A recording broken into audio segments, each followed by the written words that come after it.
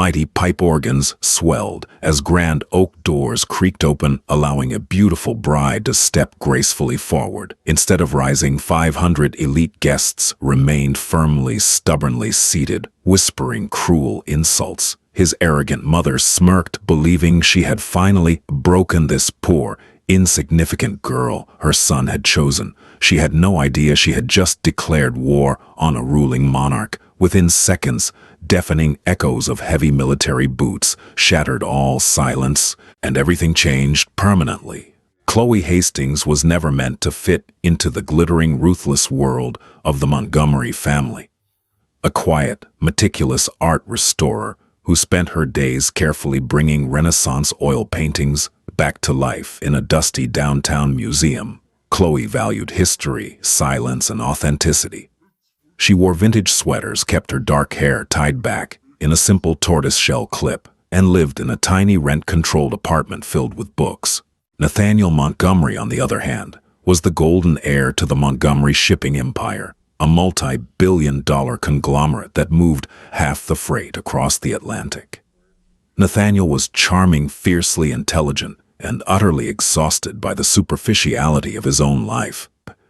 When he met Chloe at a gallery gala, she was there to authenticate a piece. He was there because his family was sponsoring the wing. He was instantly captivated by her absolute indifference to his wealth. She didn't care about his last name.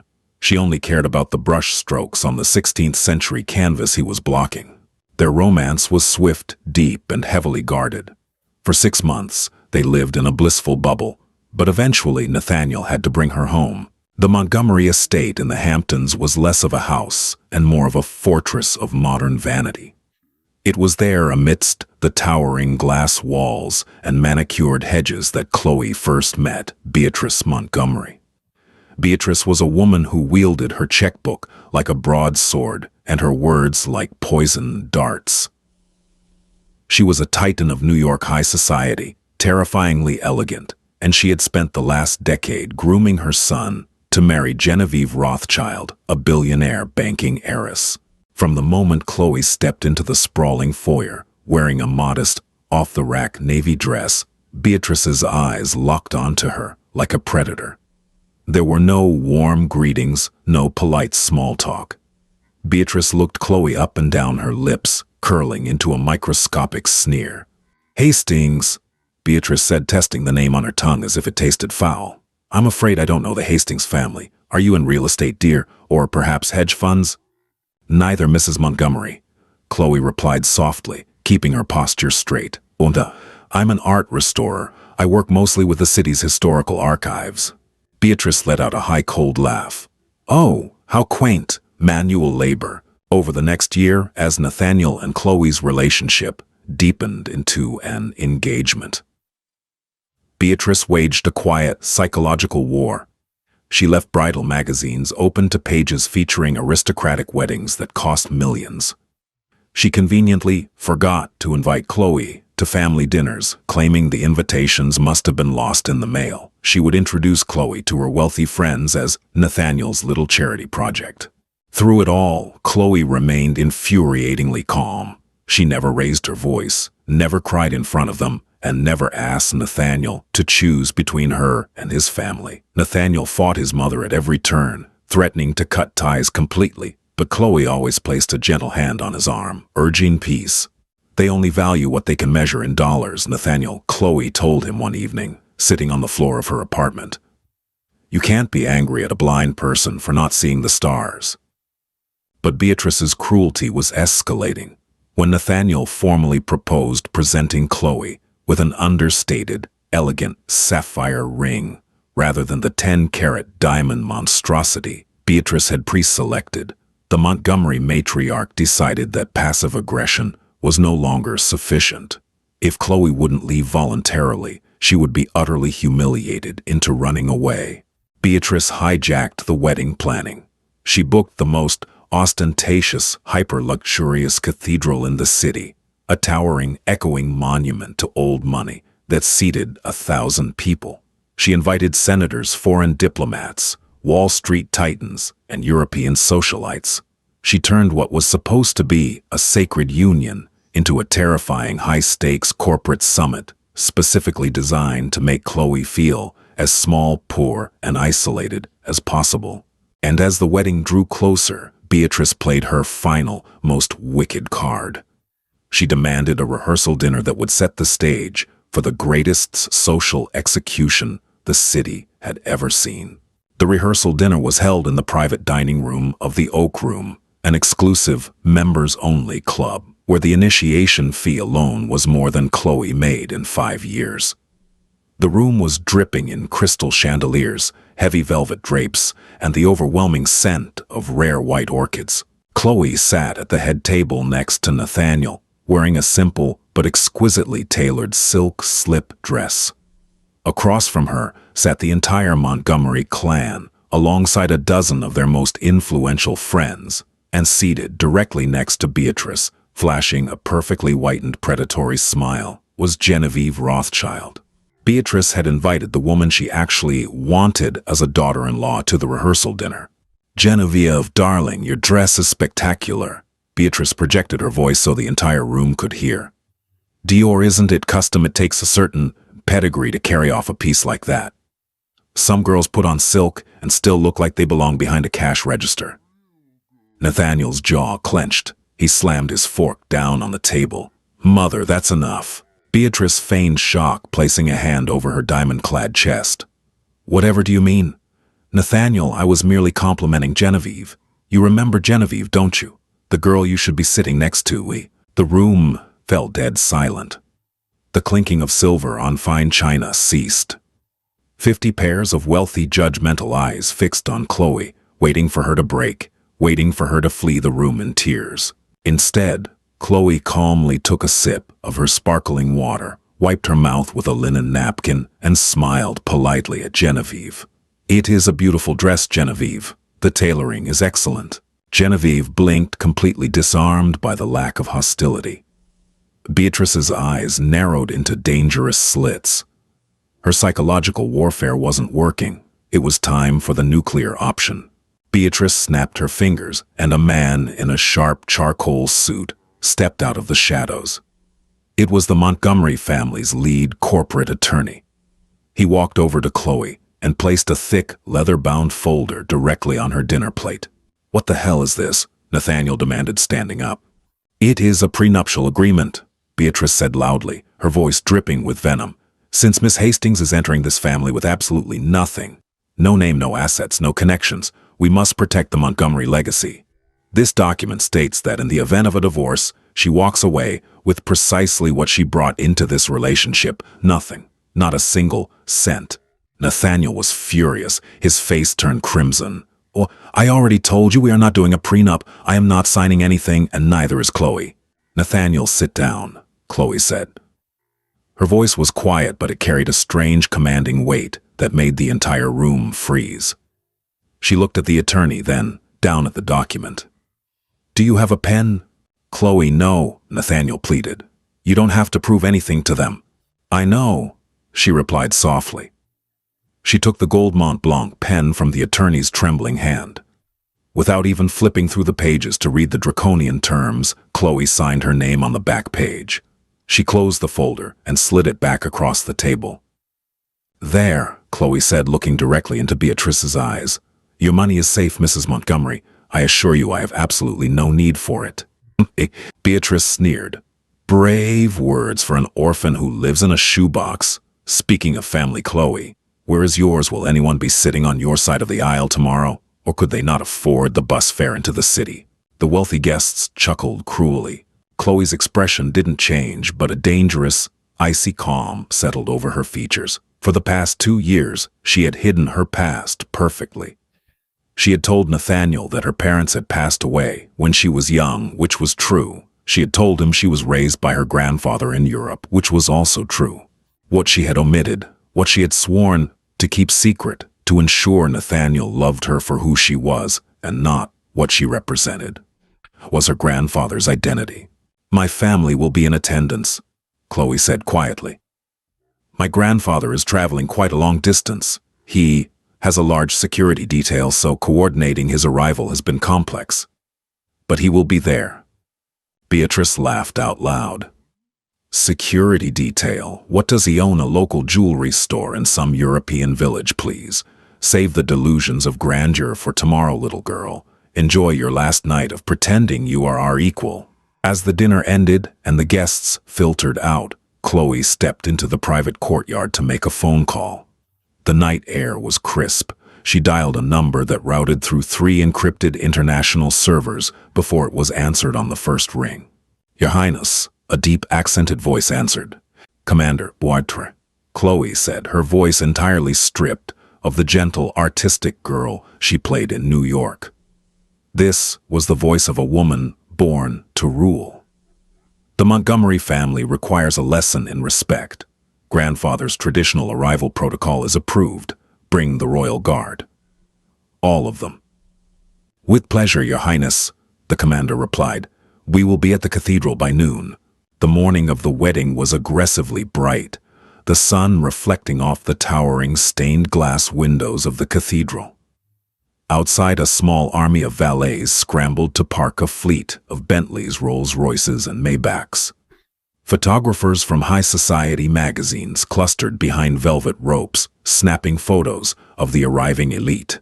Inside the cathedral was a masterpiece of floral engineering. Tens of thousands of white roses cascaded from the vaulted ceilings, and a 50-piece symphony orchestra was tuning their instruments in the balcony. But the seating arrangement was a visual representation of pure cruelty. The right side of the aisle, the groom's side, was packed shoulder to shoulder with 500 of the wealthiest, most powerful people in the hemisphere.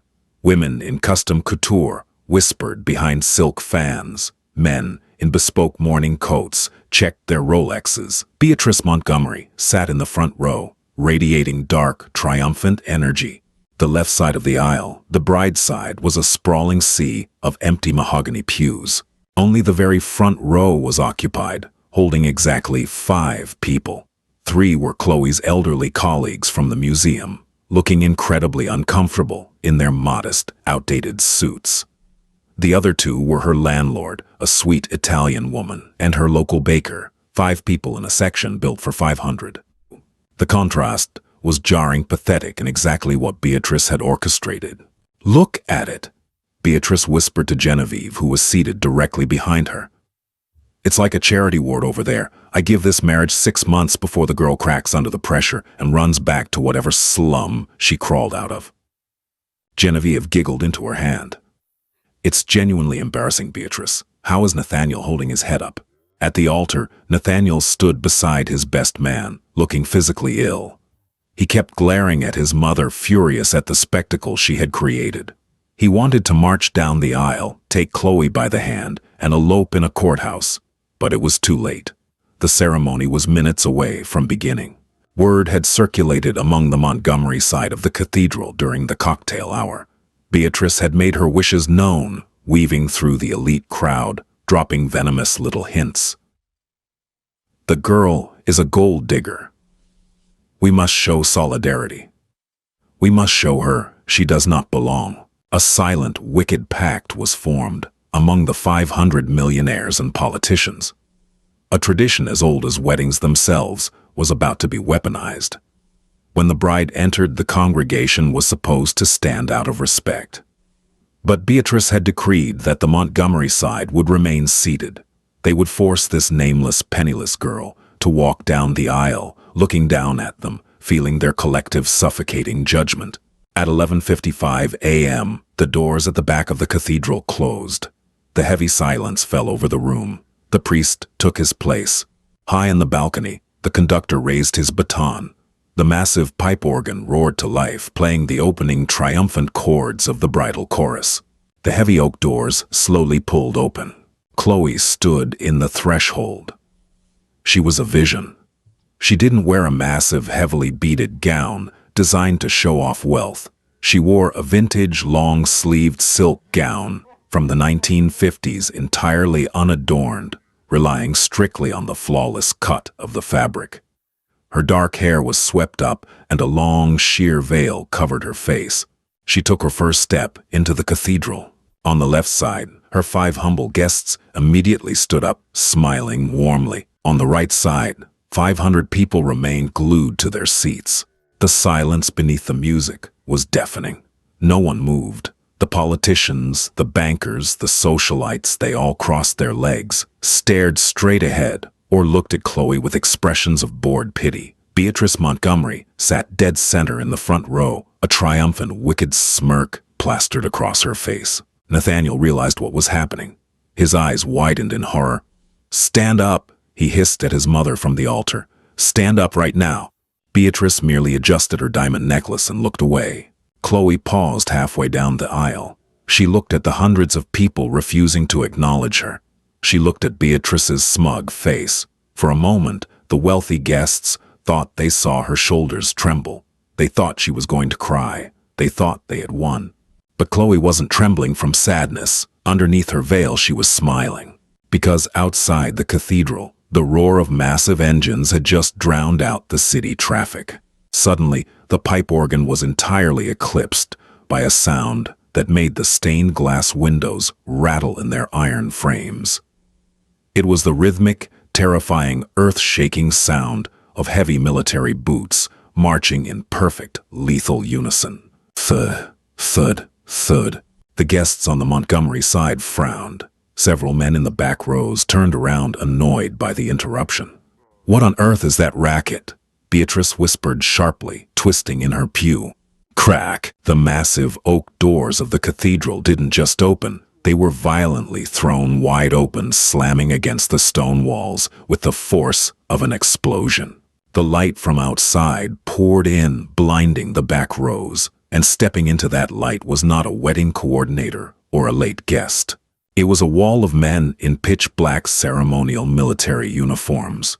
They wore heavy combat boots, gold-braided epaulets, and crimson sashes, and strapped to their sides, gleaming in the cathedral light, were actual razor-sharp ceremonial broadswords, paired with modern matte black assault rifles slung across their chests.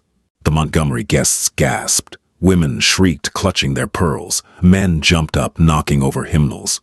"What is the meaning of this?" Charles Montgomery, Nathaniel's father, roared, standing up. "Security, get these cosplayers out of here." The lead soldier, a massive man with a scarred face and a chest full of legitimate war medals, stepped forward. He ignored Charles completely. He snapped his heels together with a sound like a gunshot. "Royal Guard of the Sovereign Crown, attention!" His voice boomed, echoing off the vaulted ceilings like thunder. Instantly, 100 armed elite royal knights flooded into the cathedral. They moved with terrifying precision, fanning out down the outer aisles, completely surrounding the 500 Montgomery guests. They didn't look at the crowd.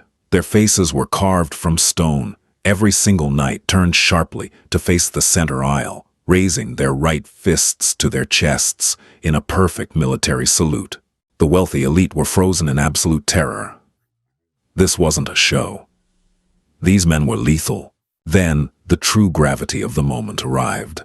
An elderly man stepped through the doors. He walked with a silver-tipped cane, but his posture was as straight as a steel rod. He wore a tailored charcoal suit, but draped over his shoulders was a heavy mantle of royal blue velvet, embroidered with a solid gold crest that made several foreign diplomats in the crowd turn pale. It was King Leopold, the reigning monarch of one of the wealthiest, most heavily guarded sovereign states in Europe. A man who held so much old money and political power that presidents waited weeks for a phone call with him. The king walked slowly down the aisle, stopping right beside Chloe. He turned his piercing, ice-blue eyes toward the Montgomery side of the cathedral. He looked at the terrified billionaires, the trembling socialites, and finally, his gaze locked onto Beatrice Montgomery, who was completely paralyzed. The king slammed his cane against the marble floor. The sound cracked like a whip. "You sit in the presence of my granddaughter." King Leopold's voice was dangerously quiet, yet it carried to the furthest corners of the room. The crown princess and direct heir to a sovereign throne. The room stopped breathing. The king's eyes narrowed, sweeping over the 500 terrified faces. "I suggest you stand." The silence that followed King Leopold's command was not just quiet. It was a heavy, suffocating vacuum. that seemed to suck the oxygen straight out of the cathedral. For 5 agonizing seconds, no one on the groom's side moved. The sheer absurdity of the situation, the shift from a staged social execution to an international diplomatic incident, paralyzed the 500 members of New York's elite. Then the foreign diplomats in the third row recognized him. The French ambassador's face drained of all color. He whispered frantically to his wife, scrambled to his feet, and immediately bowed his head at a deep, reverent angle. The German finance minister followed a fraction of a second later, knocking his hymnal to the floor in his haste to stand up and show deference. Seeing the most powerful political figures in the room suddenly behaving like frightened subordinates broke the spell. Panic swept through the Montgomery side of the aisle like wildfire. Screesh. The sound of hundreds of wooden chairs and pews scraping against the marble floor echoed like a chaotic symphony. Wall Street titans, tech billionaires, and haughty socialites stumbled over one another, tripping on the hems of their custom couture gowns and knocking over floral arrangements in a desperate rush to get to their feet. Commander Reinhardt, the massive lead soldier standing near the altar, didn't move an inch. He simply rested his leather-gloved hand on the golden hilt of his broadsword. The message was entirely wordless and completely terrifying. "Stand, or we will make you stand." In the front row, Beatrice Montgomery remained seated. Her meticulously manicured hands gripped the edge of the mahogany pew so tightly her knuckles were stark white. Her mind was frantically trying to process the impossibility of the scene. The nameless art restorer she had relentlessly mocked, the girl she had forced to sign a draconian prenuptial agreement less than 12 hours ago, was a crown princess. "Beatrice," Charles Montgomery hissed, his voice trembling with a mixture of terror and absolute fury. He aggressively grabbed his wife's upper arm. Get up right now, you fool." "No," Beatrice whispered, her eyes wide, darting between the king and the heavily armed knights. "It's a trick. It has to be a trick. She lives in a rent-controlled apartment. She fixes dusty paintings." King Leopold slowly turned his head, locking his piercing ice-blue eyes directly onto Beatrice. The monarch had commanded armies, negotiated the end of wars, and shattered global trade monopolies. To him, Beatrice Montgomery was less than an insect. She was a nuisance that had dared to bite his sole heir. "Commander Reinhardt." King Leopold said, his voice entirely calm, yet it carried the weight of an anvil. "Your Majesty," the commander responded, stepping forward, his heavy boots echoing like drum beats.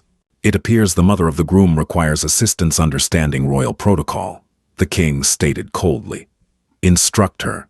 Commander Reinhardt marched directly to the front row. He towered over Beatrice, his shadow completely enveloping her. He did not yell. He did not draw a weapon. He merely looked down at her with the cold, detached gaze of an apex predator. "Madame," Reinhardt's deep, accented voice rumbled in his chest.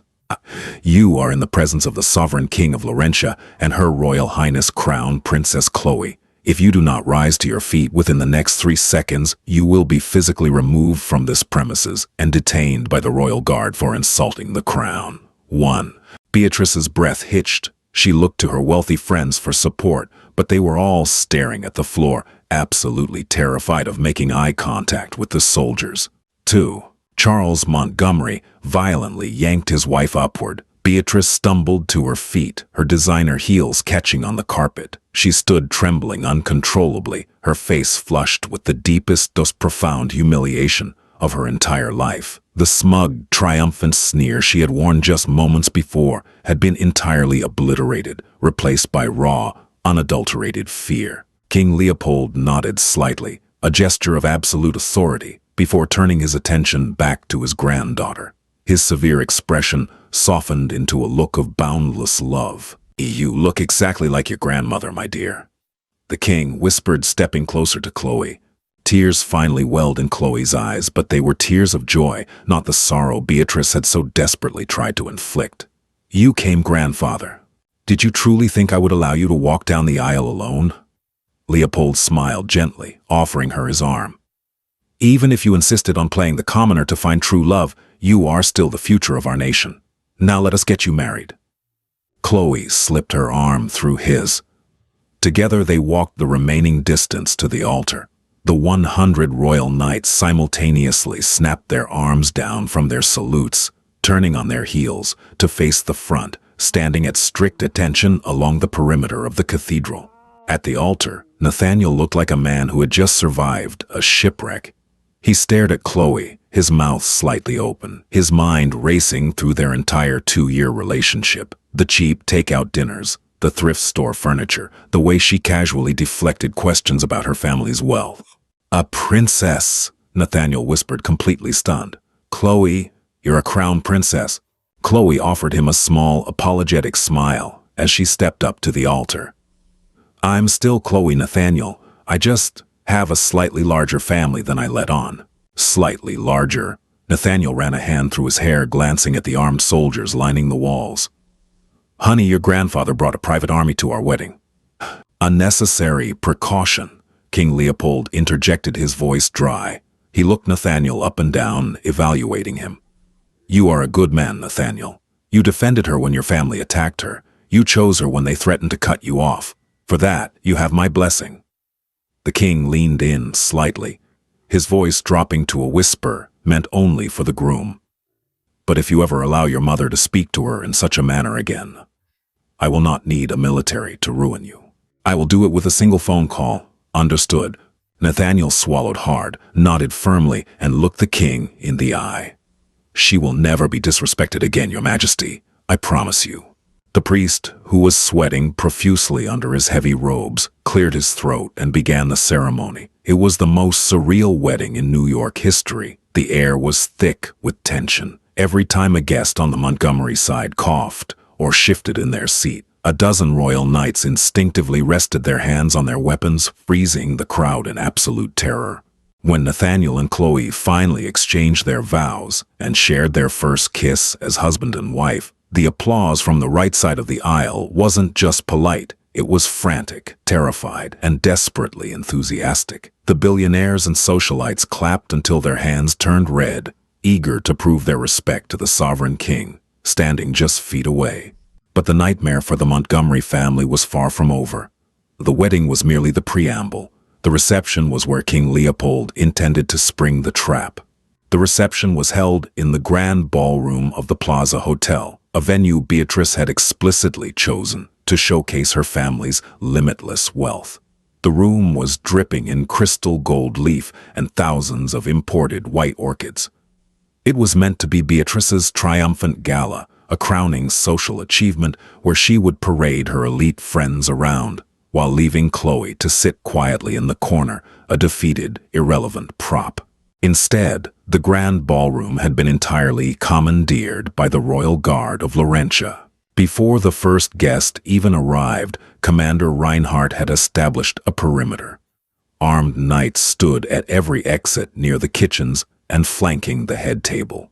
The Montgomery's private security team had been unceremoniously disarmed and locked in a coat room by the imposing European soldiers. When the guests finally filtered in from the cathedral, the atmosphere was akin to a hostage situation rather than a celebration. There was no loud laughter, no clinking of champagne glasses, no arrogant mingling. The 500 elite guests shuffled to their assigned tables in hushed, terrified whispers. At the head table, the dynamic was physically painful to observe. Chloe and Nathaniel sat in the center, flanked by King Leopold on Chloe's side. On Nathaniel's side sat his parents, Charles and Beatrice Montgomery. Beatrice looked like she had aged 10 years in the span of an hour. Her impeccable posture had collapsed. She kept taking nervous sips of water, refusing to make eye contact with the king, who sat just 6 feet away, calmly enjoying his caviar. Charles Montgomery, however, was a businessman. He recognized an existential threat when he saw one. He knew that offending a sovereign monarch could have disastrous implications for his international shipping company. He desperately needed to do damage control. Mustering every ounce of his corporate charisma, Charles leaned forward, holding his champagne flute. "Your Majesty," he began, his voice dripping with forced joviality. "I cannot express what an absolute honor it is to merge our families. Had we known, had Chloe merely mentioned her royal lineage, we would have arranged a welcome fitting for a princess. King Leopold did not look up from his plate. He carefully sliced a piece of Wagyu beef, chewed it, slowly swallowed, and dabbed his mouth with a linen napkin. The silence stretched on for an uncomfortably long time. "You misunderstand the situation, Mr. Montgomery." The king finally said, his voice carrying the chilling authority of a judge handing down a sentence. "Our families are not merging. My granddaughter has chosen to marry your son. She is not joining the Montgomery family. She is rescuing Nathaniel from it." Charles blanched, his fake smile freezing on his face. "Your Majesty, surely we can move past the initial friction.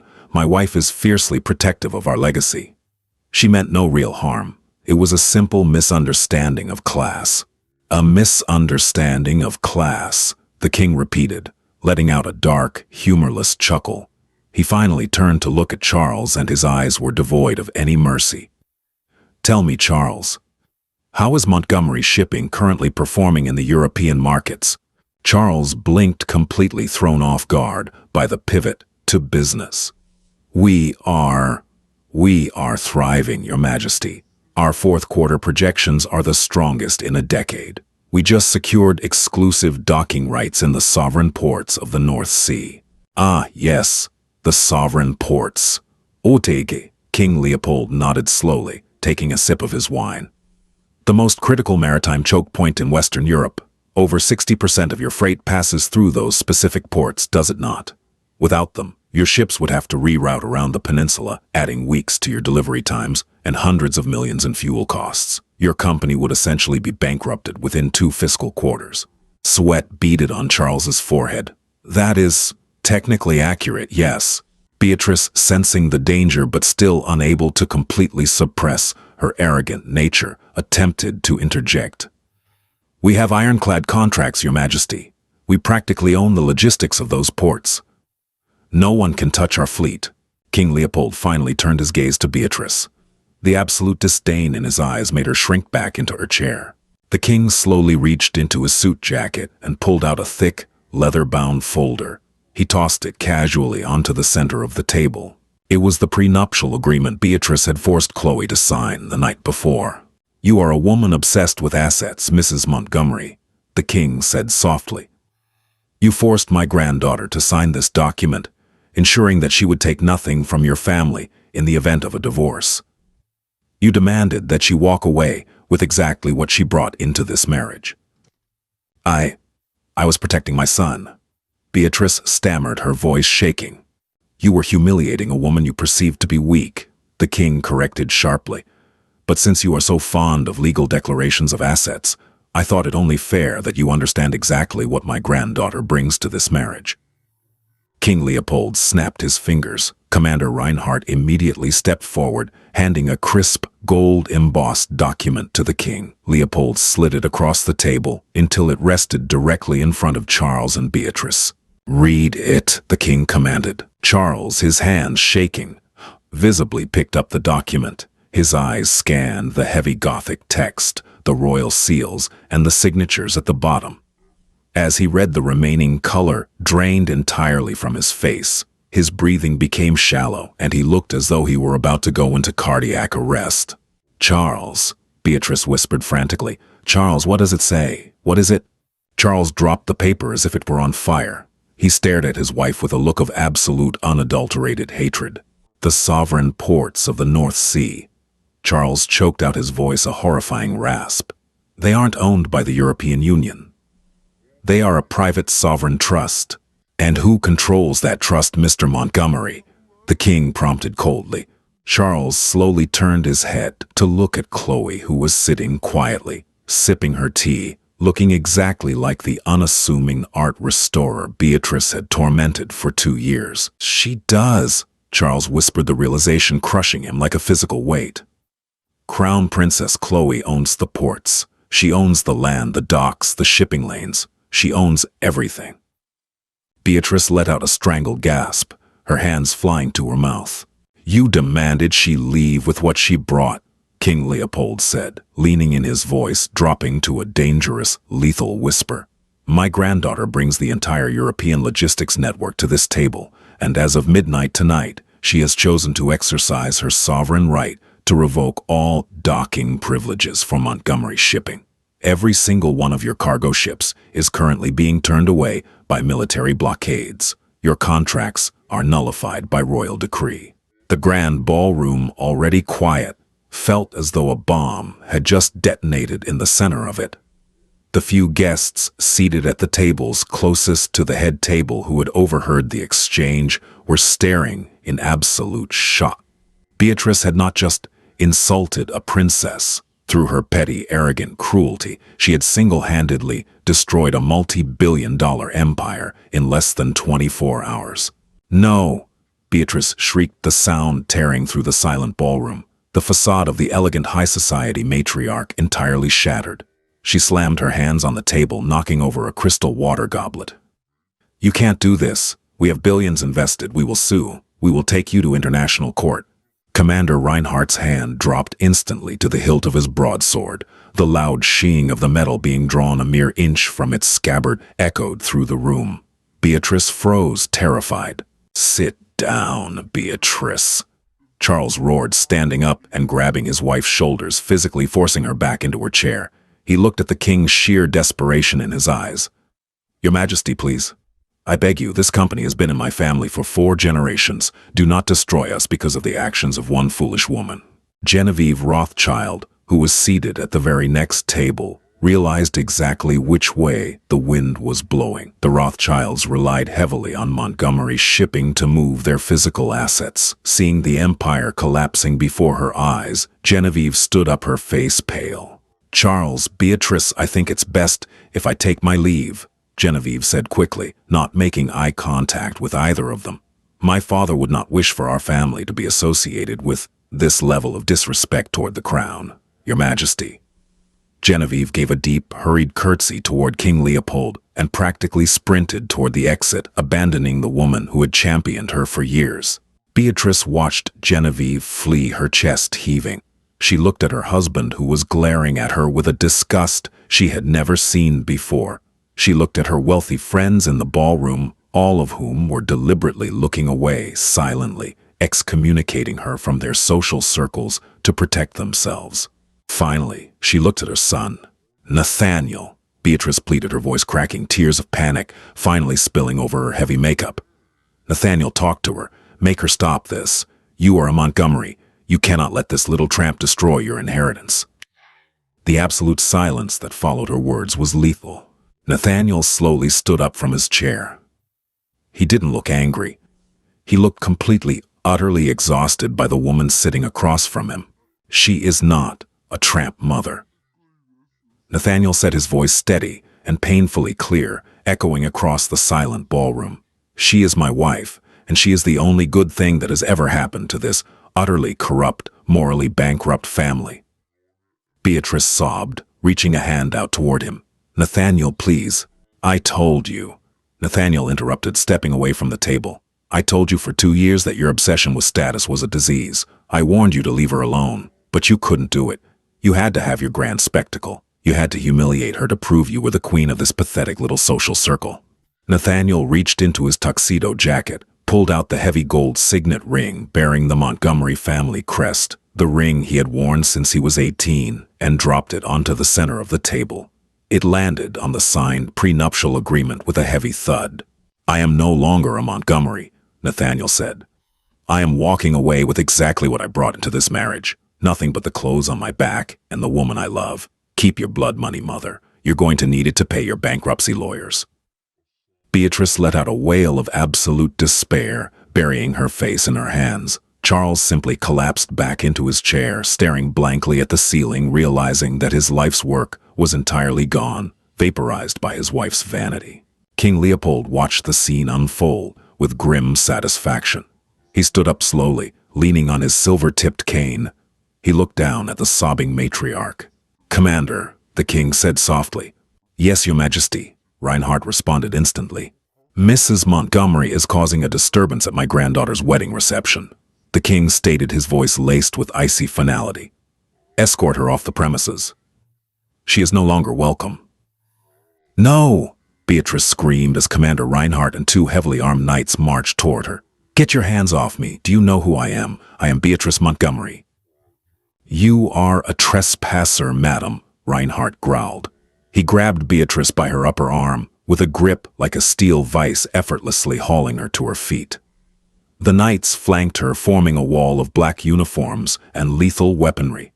500 of New York's wealthiest, most powerful elites sat in absolute, terrified silence as they watched the undisputed queen of high society be physically dragged out of her own son's wedding reception. Beatrice kicked, screamed, and ruined her custom designer gown, sobbing hysterically as the heavy wooden doors of the grand ballroom slammed shut behind her, cutting off her cries.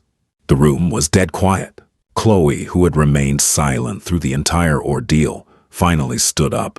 She smoothed the skirt of her vintage silk gown and looked out at the terrified crowd of billionaires and politicians. "Now," Crown Princess Chloe said, her voice radiating the gentle yet absolute authority of a future queen. "I believe the orchestra was preparing to play our first dance. Please, enjoy the champagne." On cue, the orchestra in the corner struck up a beautiful, sweeping waltz. The guests, terrified of offending the princess, instantly scrambled to pretend everything was normal, whispering frantically and clapping with forced enthusiasm. Nathaniel walked around the table and offered his hand to his wife. He looked at her truly, looking at the woman who had hidden her crown, to find a man who loved her soul. "You didn't have to bankrupt them," Nathaniel whispered with a small, incredulous smile as he pulled her onto the dance floor. "I didn't," Chloe smiled back, resting her head against his chest. "I only suspended the contracts for 30 days. Long enough for the board of directors to fire your mother and force your father into early retirement. The company will survive. But Beatrice will never show her face in high society again." Nathaniel let out a genuine, breathless laugh, spinning his princess across the floor. "Remind me never to make you angry, Your Highness." Chloe looked up into his eyes, the heavy weight of the last 2 years finally lifting from her shoulders. "Just love me, Nathaniel. That's all I've ever wanted." As they danced beneath the crystal chandeliers, guarded by 100 royal knights, the reign of the Montgomery family quietly ended, and a new, far more powerful legacy began. The Monday morning following the wedding was not greeted with the usual hum of corporate efficiency at the global headquarters of Montgomery Shipping. Instead, the towering glass skyscraper in the heart of Manhattan was gripped by a suffocating, frantic atmosphere of absolute terror. By 8 a.m., the stock price of the Montgomery conglomerate had plummeted by 22%. By 9 a.m., it was in free fall. Wall Street algorithms designed to detect supply chain disruptions had caught wind of a massive logistical anomaly in the North Sea. Over 60 massive cargo freighters bearing the Montgomery crest were currently idling in international waters, physically blocked from entering the sovereign ports by Laurentian naval cruisers. Charles Montgomery sat at the head of the massive mahogany table in the executive boardroom on the 50th floor. He had not slept in 48 hours. His usually immaculate silver hair was disheveled, and his expensive bespoke suit looked completely rumpled. The 10 members of the board of directors, men and women who commanded billions in capital, stared at him with expressions ranging from sheer panic to murderous rage. "Charles," began Harrison Caldwell, the chief financial officer, his voice trembling as he pointed to the massive digital map projected on the wall. The map showed a cluster of red dots, their trapped ships, multiplying by the hour. "I need you to tell me that this is a computer glitch. I need you to tell me that the sovereign crown of Laurentia did not just issue a royal decree banning our entire global fleet from European waters." Charles swallowed hard. His throat felt like sandpaper. "It is not a glitch, Harrison. We have encountered a diplomatic complication." "A diplomatic complication, a first to," screamed Tiago Sinclair, the largest majority shareholder outside of the Montgomery family. Tiago slammed his fists onto the table. "I have the Belgian Prime Minister's office on line 4, threatening to seize our assets for breach of contract. I have thousands of tons of perishable agricultural goods rotting in the hulls of those ships. We are losing $14 million an hour. What did you do, Charles?" Charles closed his eyes. How could he possibly explain this to a room full of ruthless capitalists? How could he tell them that their multi-billion-dollar empire was burning to the ground because his wife had insulted a quiet art restorer who turned out to be a foreign monarch? It was a personal matter, Charles said weakly. A misunderstanding at Nathaniel's wedding. The crown princess, she felt slighted by Beatrice. Huff. The room went deathly quiet. Your wife, Tiago whispered, his voice vibrating with a terrifying contained fury. Your arrogant, insufferable wife insulted a crown princess, the sole heir to the territory that controls 60% of our European infrastructure. It was a mistake, Charles pleaded. She didn't know who Chloe was, though no one knew the girl lived in a tiny apartment and took the subway. Beatrice just thought she was protecting the family assets from a gold digger. Harrison Caldwell let out a dark, cynical laugh that echoed coldly against the glass walls. Protecting the assets, Charles, your wife just handed our entire corporation to the executioner on a silver platter. I just received a secure dossier from the Laurentian Ministry of Finance. Harrison threw a thick, sealed document onto the table. It slid across the polished wood and stopped right in front of Charles. The Crown Princess is not completely dissolving our contracts, Harrison stated, his tone devoid of any sympathy. She has implemented a 30-day suspension, a warning shot. However, the royal decree came with a very specific set of conditions for the reinstatement of our docking privileges. Charles eagerly ripped open the dossier. His eyes scanned the heavy gold-embossed pages. As he read the demands, the last remaining shred of his pride evaporated into the cold, recycled air of the boardroom. She wants my resignation, Charles whispered. Immediate and unconditional, Harrison confirmed. You are to step down as CEO and chairman of the board. You will surrender your voting rights. Furthermore, the Crown demands that Beatrice Montgomery be permanently removed from all charitable boards, foundations, and subsidiaries associated with this company. You are both to be completely severed from the Montgomery shipping empire, or the ports remain closed forever.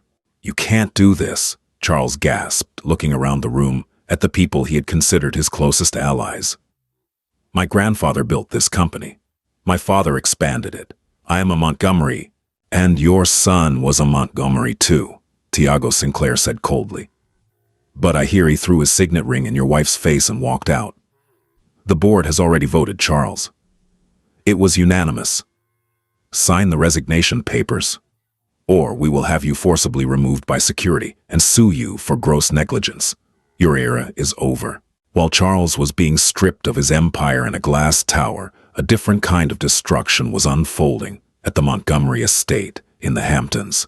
Beatrice Montgomery sat alone in her massive sun-drenched conservatory.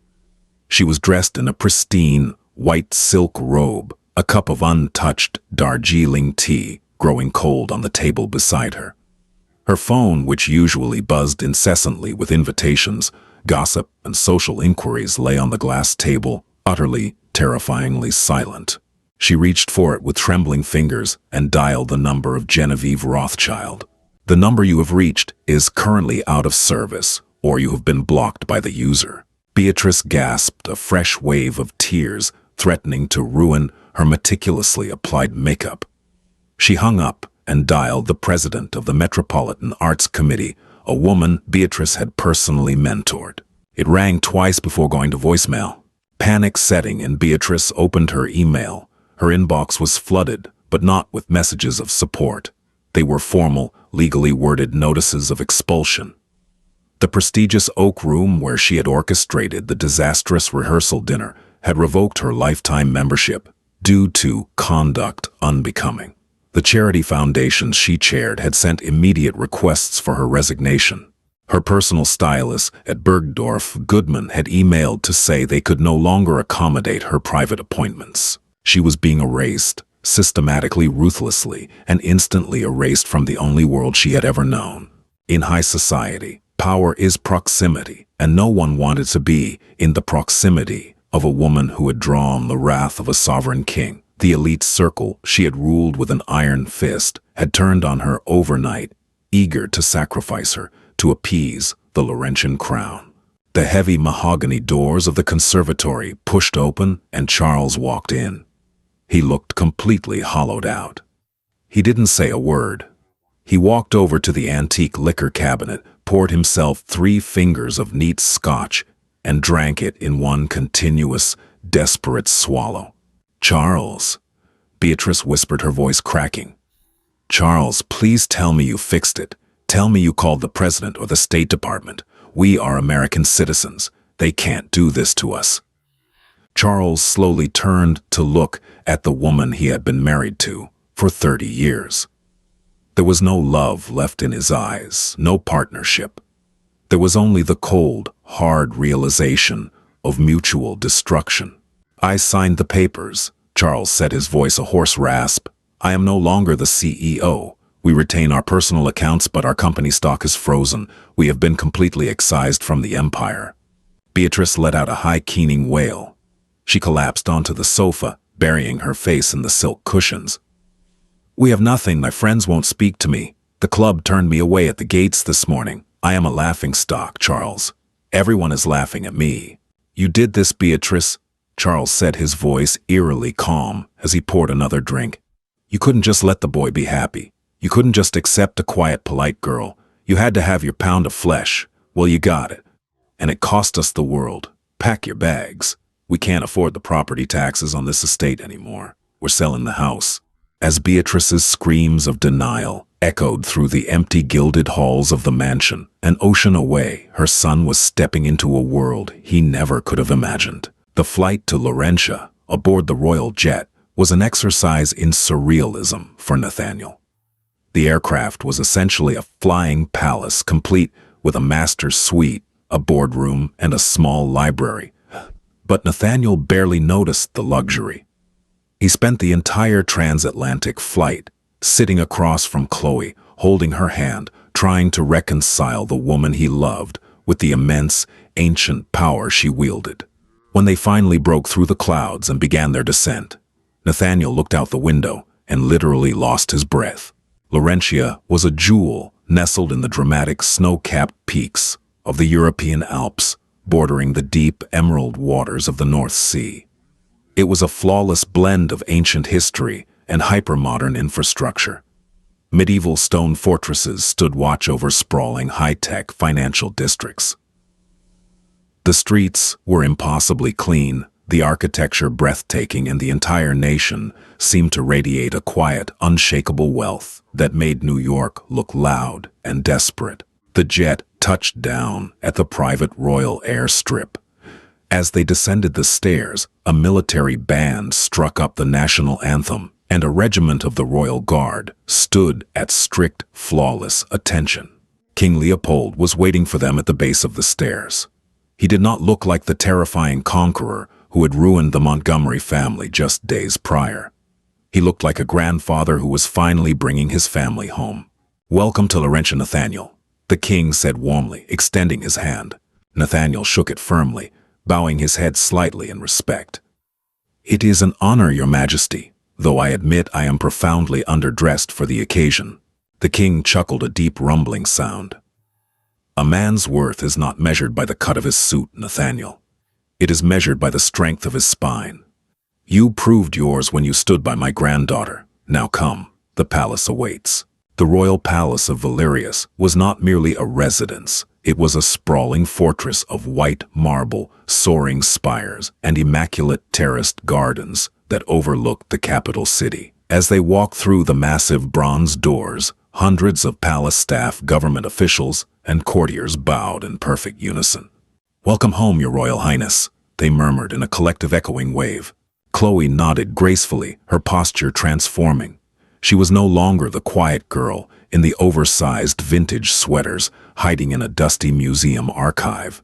She walked with a natural, commanding grace. She spoke fluidly in 3 different languages to various ministers as they walked the halls, asking incisive questions about trade deficits, agricultural yields, and infrastructure projects. Nathaniel watched her in absolute awe. He realized then that Chloe hadn't just been hiding her wealth. She had been carrying the weight of an entire nation on her shoulders. Her time in New York had been a brief, desperate escape, a chance to experience a normal life before returning to the heavy burden of the crown. That evening, Nathaniel and Chloe stood on the grand balcony of their private wing, looking out over the glittering lights of the capital city. The air was crisp and smelled of pine and sea salt. "It's overwhelming, isn't it?" Chloe asked softly, wrapping her arms around his waist. "It's incredible," Nathaniel admitted, pulling her close. "But I have to ask, where do I fit into all of this? I walked away from my family's company. I have no job, no title, and I am entirely out of my depth in a royal court." Chloe looked up at him, her eyes fierce and full of belief. "You fit right beside me, Nathaniel, always. And as for a job, my grandfather is getting older. The logistics of running the sovereign ports are a nightmare. He mentioned earlier that the Ministry of Trade desperately needs someone who understands global shipping routes, supply chain optimization, and corporate negotiations. Someone who isn't afraid to stand up to greedy billionaires." Nathaniel smiled, a spark of genuine excitement igniting in his chest. For years he had worked under his father's thumb, forced to prioritize ruthless profit margins over ethical business practices. Now he was being offered the chance to manage the most powerful logistical hub in the world, not to line his own pockets, but to serve a nation. "I think I could handle that," Nathaniel said softly, kissing her forehead. Over the next year, Nathaniel threw himself into his new life. He didn't rely on his title as prince consort to command respect. He earned it through grueling hard work. He modernized the port logistics, streamlined the national supply chains, and negotiated trade treaties that brought unprecedented prosperity to Laurentia. He worked closely with King Leopold, who grew to view Nathaniel not just as a grandson-in-law, but as the son he had always wished for. Nathaniel and Chloe flourished.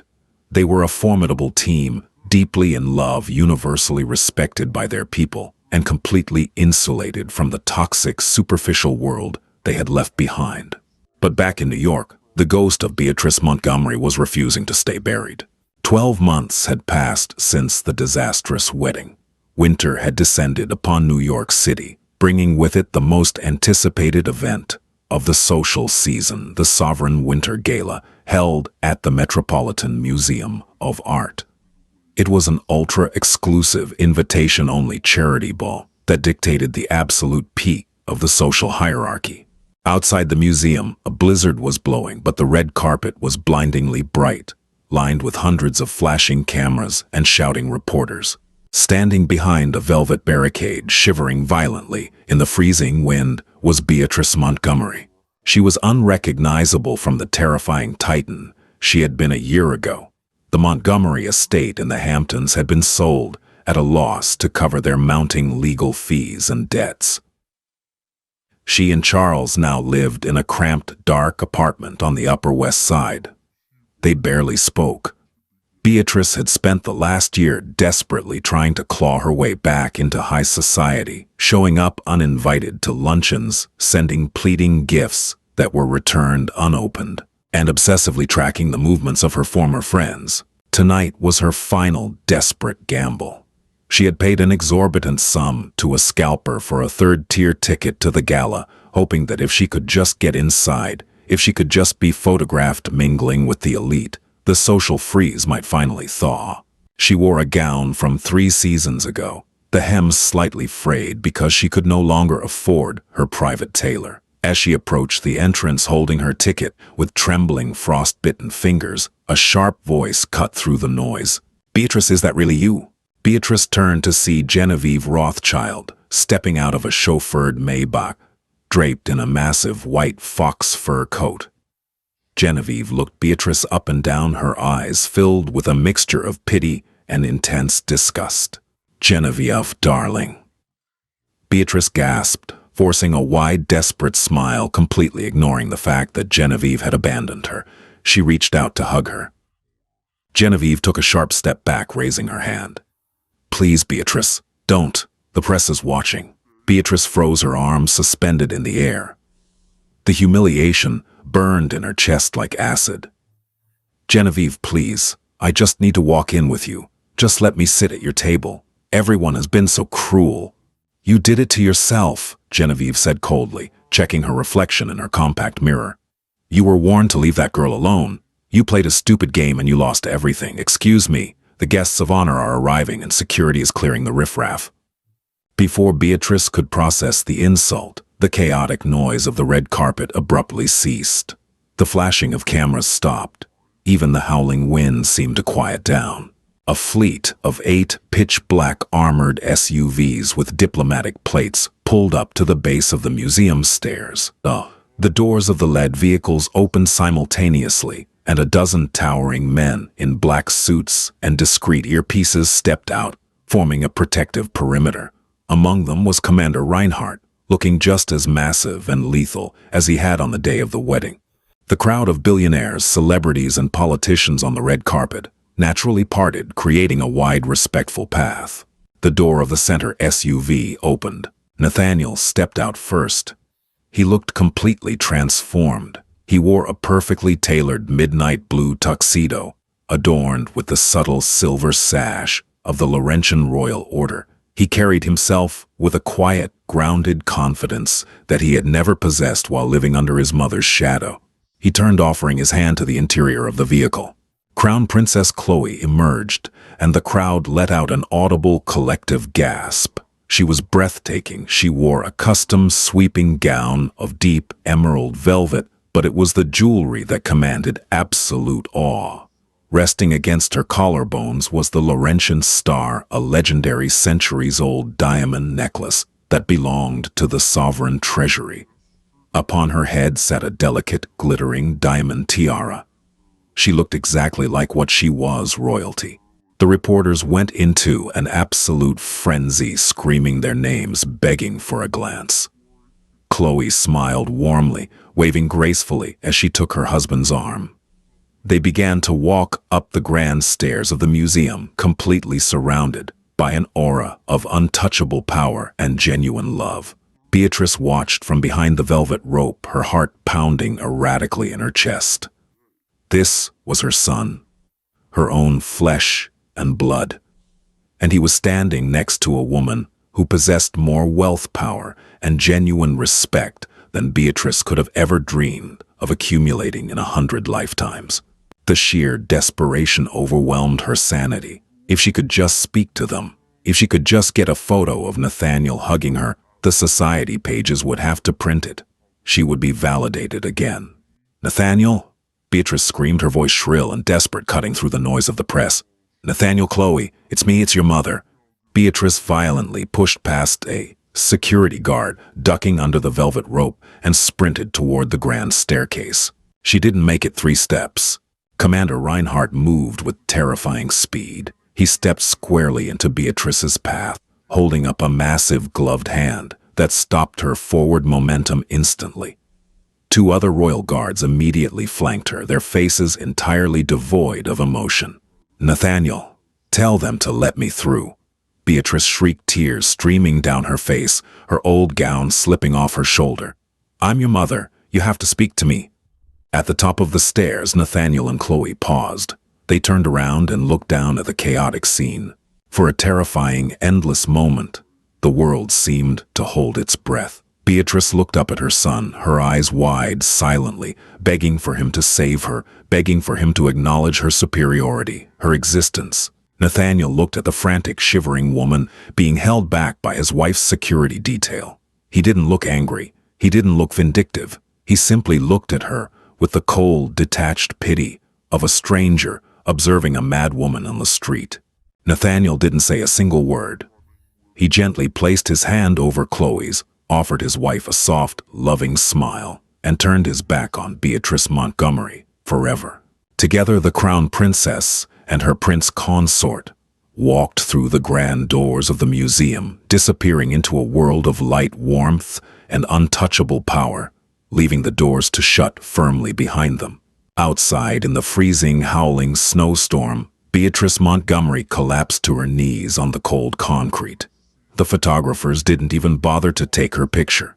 The society elites walked right past her, careful not to let their expensive coats brush against her. She was entirely alone, finally understanding the true cost of arrogance.